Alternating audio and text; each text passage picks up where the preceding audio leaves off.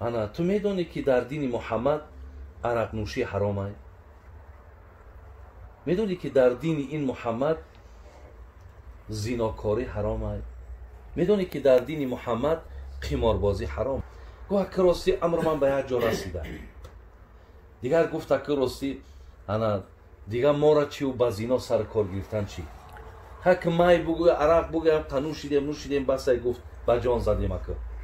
قمارم بگوی گفت این قمارم گفت مقصد یک کاری هست که انا پر به دست فایده نمیاد، گاه میبری و گاه بای میتی. گفت برای می گفت دیگه میل ندارم ابوسفیان، بیا یک مصلحت دیگر میکنیم. من گفت 100 شتری نرد میتونم تو ایمان نیار، حاضر برا همین 100 شتر را بگی و بگرد خانت برا. ما راستی بعضی نقشه ها داریم برای از بین بردن محمد صلی الله علیه و سلم. گرفت کو بیارین، گفت شتر آور. برادرای عزیز شترها را میگه پادبانش دادن، های کرده آمدن.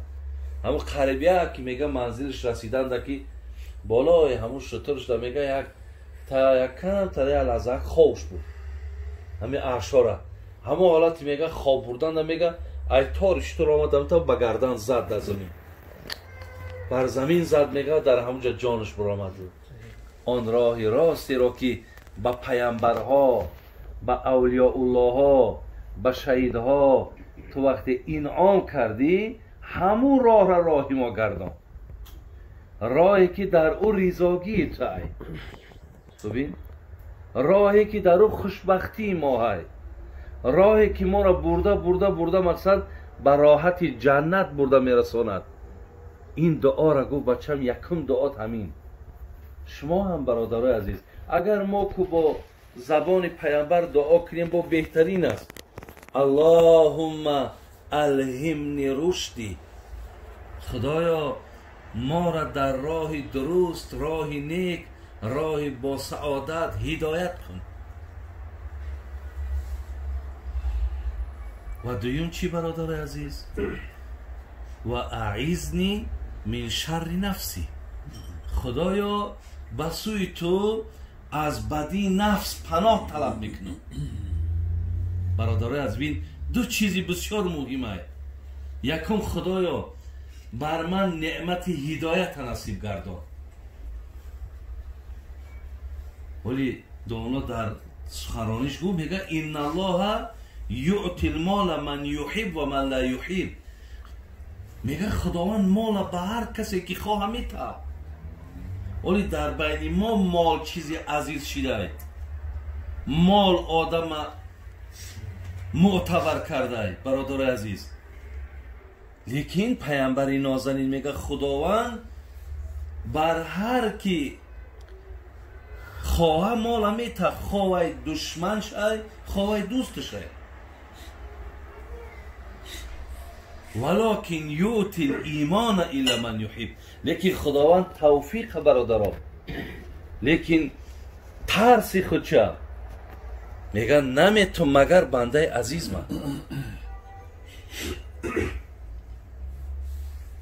یعنی خدای مهربان به هر کس مال میداده، لیکن توفیق برادر عزیز بر هر کس نمیتد.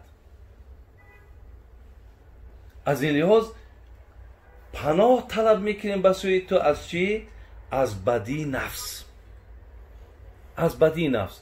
برادرای عزیز و گرامی اگر خداوند ما را راه راست هدایت کنه، این یک مرحمت شای، یک جای شکرگزاری های. و دوم وقتی که ما از شر نفس اگر به شرطی که رها یابیم برادر عزیز، نفس بسیار چیزی خطرناکه، بسیار. شیخ سعدی یک مصرع ها داره میگه آدمی زاده اگر رفع کند شهوت نفس، آدمی خوی شود ورنه همان جانور است. انسانی که اگر میگه در نفس داده نشود، بین کنترلش در دست نفس نباشه، آدمی خوی شود. این حقیقتا انسان است.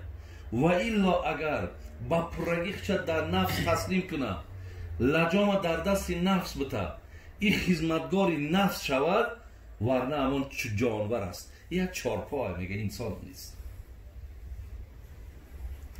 ولی دیدیم برادر عزیز بسیاری همین خاری و ذلیلیمون ای پشت نفس مونه. بسیاری جدا به اعتبار میشیم ای پشت نفس. عزیزم بشیم برادر عزیز از پایمال کردن نفس میشیم.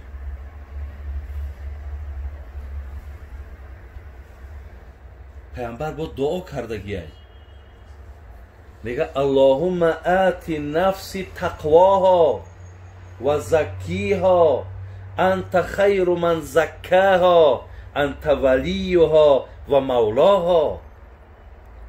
حضرت ابی خودش پیامبر نازنین چی میگه؟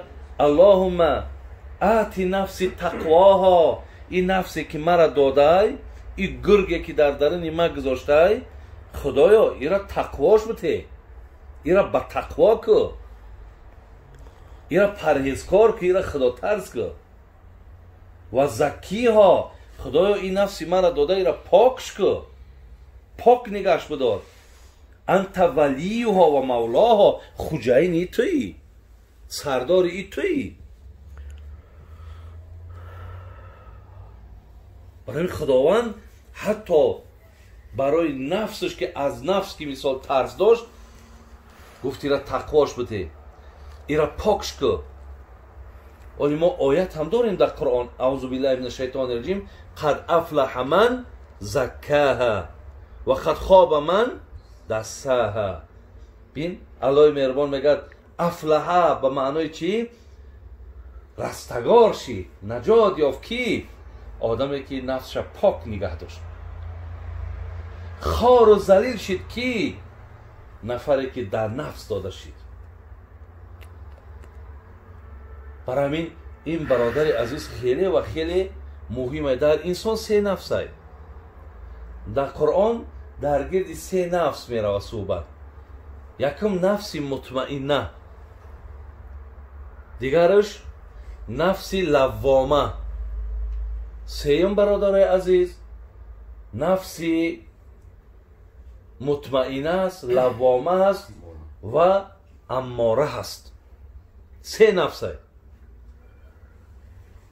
از همه نفسی وزنین الله مهربان در سوره یوسف گفت اعوذ بالله من الشیطان الرجیم ان النفس لاماره بالسوء. هر آینه نفس شما را به سوی بدی میکشد، به سوی بدی. همین نفس امارش نفسی برادر از به سوی بدی میکشیدگی است.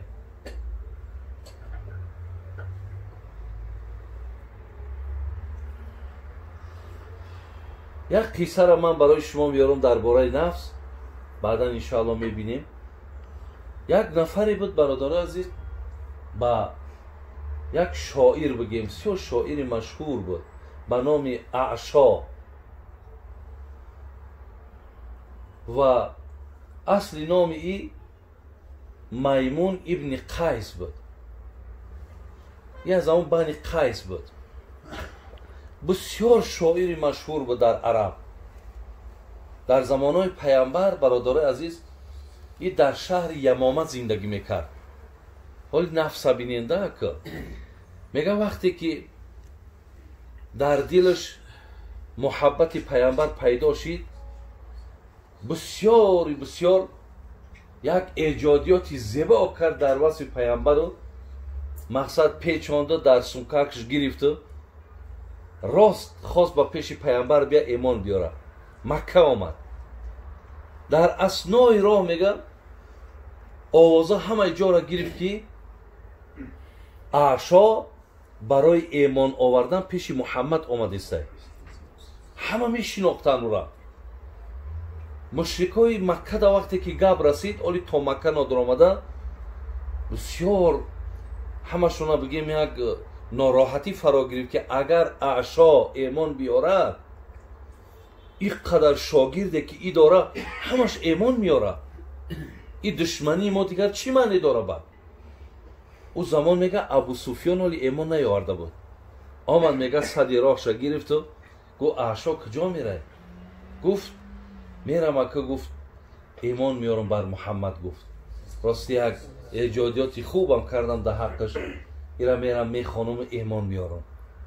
ابو سفیان گفت که اعشا گفت انا تو میدونی که در دین محمد عرق نوشی حرامه؟ میدونی که در دین این محمد زیناکاری حرامه؟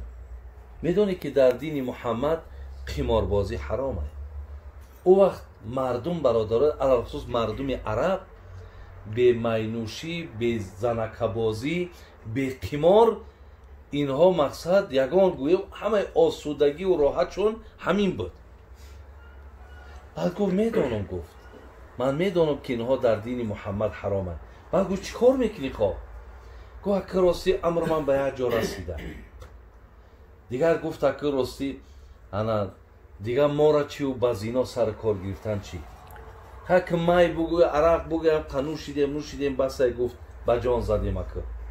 قمارم بگوی. گفت این قمارم گفت مقصد یک کاری هست که انا پره به دست فایده نمیاد، گاه میبری و گاه بای میتی. گفت برای می گفت دیگه میل ندارم. ابو سفیان دید که یعنی با اینها نتانست اعشا را از راهش گردانده.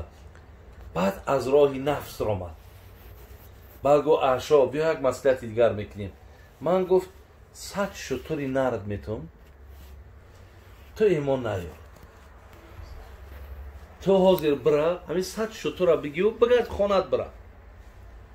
ما راستی بعضی نقشه ها داریم برای از بین بردن محمد صلی الله علیه وسلم. اگر ما همین را امسال نابود کنیم، نابودش کنیم، خیلی تو یکان زیان نمیکنی که 100 شتر مالت بود مالت میمونه. اگر به شرط نابود کردش نتانی سال آینده بیا ایمان بیار، هم ایمان بیاری هم مقصد 100 شتر با فایدت میمونه. چه گفت فهمیدی؟ اعشا را بسیار دل شبود و 100 شتر خیلی خیلی مقصد ماله گرفت. گفت بیارین. گفت شتر آورد.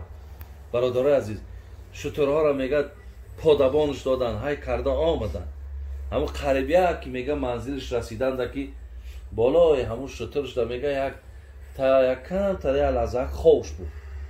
همین اعشا را همون حالت میگه خواب بردن دا میگه ای تار شتر آمدن تا بگردن زد در زمین، بر زمین زد. میگه در همونجا جانش برآمد. صاحبای کتاب میگه ببینین، میگه برادر عزیز که نفری که الکه اندک مانده بود برای نعمت هدایت، لیکن مادامی که مقصد داده نفس کشید، نه مقصد همون شترها مالی اوشید و هم محروم با از گویم ایمان شید. برای همین یعنی برادرای عزیز و گرامی حقیقتا نفس بسیار دشمن ما و شما هست. بسیار در ما و شما دشمن هست. الله ایرا دشمن خواندگیه، ایرا دوست خواندگی نیست. که خداوند ما را هدایت کن در راه درست، راه سعادت و از شر نفس نگهمان بدار. رومی میگد که عقل میگوید بیا تو طاعت جبار کن، نفس میگوید که هی ترک این فرمان کن. نعمت عقل بی که تو دعوت میکنه ها بیا عبادت کن، بیا رضاگی خدا را دریاب. نفس باشد نه مقصد ترک این فرمان کن، هیچ وقت سخن عقل را نگیر. ولی دیدیم برادرای عزیز که داملا هم در دام صحبتش قید کرد بسیاری کارهای ما از پشت نفس مونه. همین نفس که ما را نمیگذارد که اینمی یک پیاله چای کردن بهترین عملی در اسلام های نفس نمیماند. در حال مقصد در ذهنت همون نفس، همون ترس، همون شیطان در ترس میارد که مقصد خراجاتی در اینجا میشود، مبلغی در اینجا صرف میشود، ما را از یک کاری ثواب محروم میکند. نفس که نمیمانم اون برادر عزیز 5 وقت نماز در وقتش بخونی. نفس که گفتی حضرت دامنا نمیمانم اون که زکاتی که مالی ما را حلال میکنه، ولی خودی کلمه زکات هم حساب کنید که به معنای که یک مال ما میارین یک مولا یک چهاروا را میاریم تا کلای اون را نبریم تنش حلال نمیشود. تو ای همین مالم اگر زکاتش جدا نکنی برادرای عزیز او باقیش هم ای شبهه خالی نیست. در حقیقت در همین مسئله ما برادرها این روزا خیلی و خیلی میلنگیم به خدا. شکرگزاری نمیکنیم که الله مهربان چهار یک مقصد پیشتر گونه فکر کنیم که آیا ما مثال در ابتدا کی بودیم حالا که پیامبر نازنین میگه که خدای مهربان الید العلیا من ید السفلی، دست دهنده ای دست گیرنده بهتره. خدای امروز دست دهنده کرده ما و شما را برادرای عزیز از این چیز ما و شما مثال برخوردار شویم. بنازی برادرها میگن که ما چند یتیمه مقصد چیکار میکنیم از همه مثال امکانیتاشون تامین میکنیم. چی کار یک ثوابه، چی یک کاری نیکی. بگذار همون مبلغایی که الله برای ما داده است یک قسمت یابی. آخه یک گفتی داملا ای $4000 باشه همون هم که نتیم ای خیلی بگیم چی بگیم حسابی. گفتی همون صوفی علیار که بنده بودی ولی زنا مردی بنده نآوردی. یک نامردی از ما و شما میشه. خلاص برادرها در مسئله دعاهایی که پیامبر تعلیم کرد ما باید فراموش نکنیم. یکم برای هدایت ما دعا کنیم. دوم از شر نفس خدای ما را نگه بدار. زیرا میتونه نفس باور کنیم برادرها ما و شما را میتونه هلاک کنه. میتونه به خدا قسم ناپسند کنه. یعنی مثال حساب کنیم که همین نفر نزدیکترین خطا تماما آدم نمیشماری، همین نفس های میکنه. این نفس انسان به همه مثال بدبختی ها برده میرسانه. برای همین ما از شر این از بدی این باید که مثال همیشه پناه طلب کنیم. الله مهربان توفیق ما بده، خداوند هدایت ما کنه. الله را همیشه دعا کنیم که خدا این خیلی گاه یک امکانیت ها ما بده که در صحبت ها بشینیم. زیرا که حضرت حفص ابن حمید میگه از حفص ابن حمید پرسیدن که چرا همین سفیان ثوری این هیبت داره، میبینش آدم میترسه، یک وقار داره. و زیرا که او دایم امر معروف و نهی منکر داره. یعنی آدمی که دائم امر معروف و نهی منکرش باشه در او هیبت های برادرها، در او وقار پیدا می شود. حضرت داود میگه الله مهربان گفته بود است که هرگاهی که عالما اگر امر معروف و نهی منکر ترک کنن من هیبت و وقار در دیگران میتونم از عالما میگیرمش در دیگران میتونم. نظر همه علما همینه که زکاتی علم امر معروف و نهی منکره. عالم از زکاتش امر معروف و نهی منکره. یعنی این زکات علمه. برای همین از این لحظه ها و از این ساعت ها برادرها حرکت کنیم که همیشه برخوردار باشیم.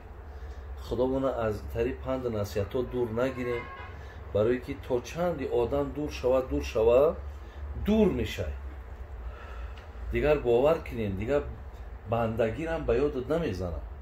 انسان بدن تا فراموش میکنیم به خدا. ولی رومی را بین همین قادمای بزرگان میگفتن خواهی که در این زمانه فرد گردی یا در راه دین صاحب درد گردی این را بجز از صحبت مردان مطلب. مرد گردی چو گردی مرد گردی. ما البته همون مردی و همون وقار همون هیبت و همون برکت در همین لحظه ها انشاءالله پیدا میکنیم.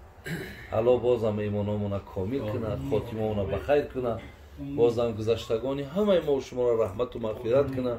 میلمون محبتامون اخلاصامون با بدین خدا زیاد بگردونه. آنچه را که در این محفل شنیدیم خداوند توفیق عمل کردنش نصیب ما گردونه. آمین یا رب. السلام.